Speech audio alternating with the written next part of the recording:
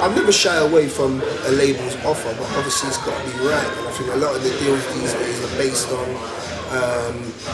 on your YouTube hits and stuff like that. And I think a lot of naive people are willing to take 360 deals that all of their money is being eaten and whatever. When really and truly in this day and age, you don't have to be in that position.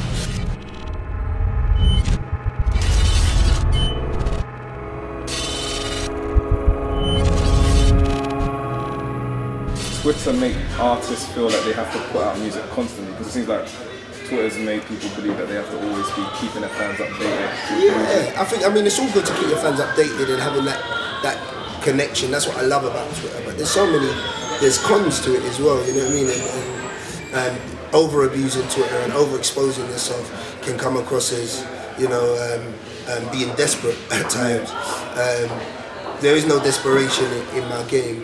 I just got a definite target to achieve, and I don't think in my solo career I haven't achieved the success that I feel I should have, for myself, my own standards.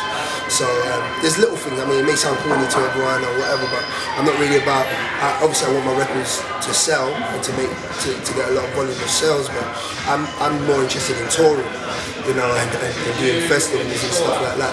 That's what we missed of you, isn't it, to see you on that type of stage, doing wirelesses and that's what it's all about for me. I think live performance is always where it's at financially or whatever for an artist, but for me I just missed that with So Solid, as everyone knows, for the authority shutting us down and whatever. We didn't get to go on our UK tour, and we didn't get to do all the festival season like we should have, I suppose. So this is another opportunity for me to kind of achieve those goals and those dreams that I never did before. Talking about obviously So Solid, that's a hard tag to shake. You're actually from So Solid, but you're now Ashley Waters. Is it possible that people get stuck in the past with the past success and always trying to recapture it? Is there ever that element? Yeah, I mean that happens. You see people doing it, and there's a lot of people that they regroup and come out again and whatever and try and make it happen. You got the Sugar Babes doing it now. Take That did it recently, whatever. A lot of them have been successful, even the Spice Girls and whatever.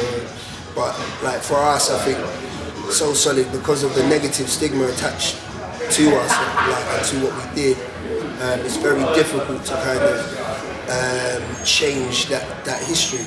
But saying that, we are in the history of music now. And I think sometimes it's best left untouched. Do you know what I mean? And I think to revisit it and not to be as successful as it was before takes away from what initially happened. So moving forward, just comparison, because you're probably one of the people that actually understand deals before to deals now. When you proceeded in being an independent artist, did you ever have other majors that wanted to sign you? And Yeah, definitely. I think I'm never shy away from a label's offer, but obviously it's got to be right. And I think a lot of the deals these days are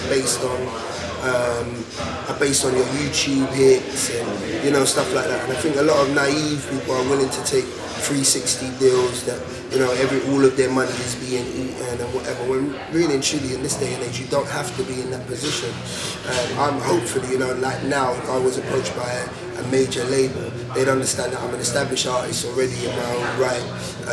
So there's certain things that they'd have to adjust, or I'd like them to adjust for my deal. But who's saying, never say never really, I never know what can happen, but things have definitely changed. These days, major labels are not, the age of the A&R is pretty much non-existent.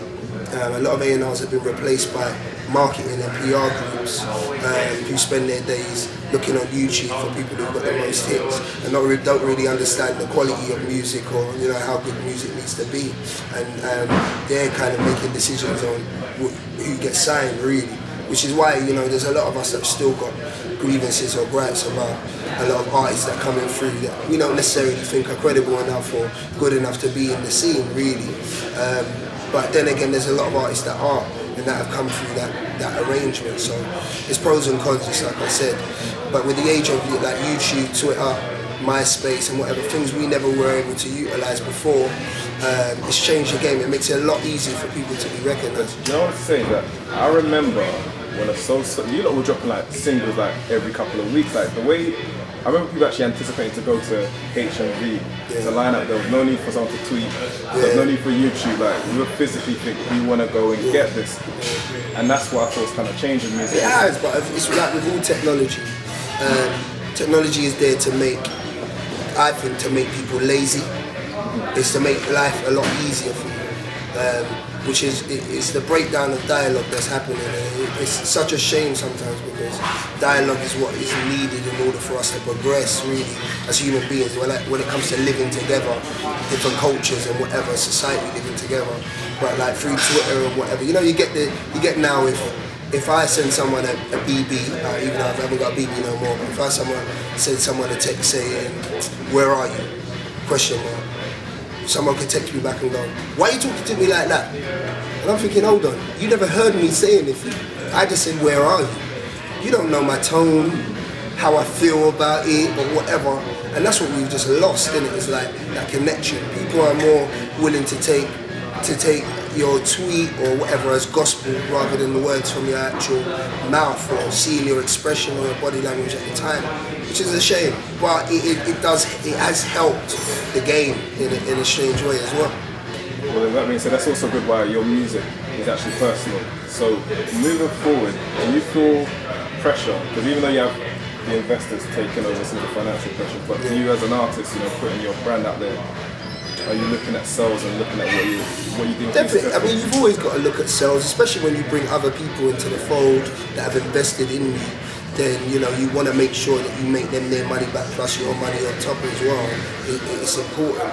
But at the same time, I don't like to take on board the pressures of the financial side of it, which is why I've got so much good people around me that are handling all that stuff for me, so I can be an artist and concentrate on making the best product that I can in order for them to sell it and make their money back. So yeah, I mean, there was times where, you know, when I signed my first solo deal with Sony back in the day, I felt that pressure and didn't realise that music consisted of all this other sort of business that I hadn't taken my time to think about before.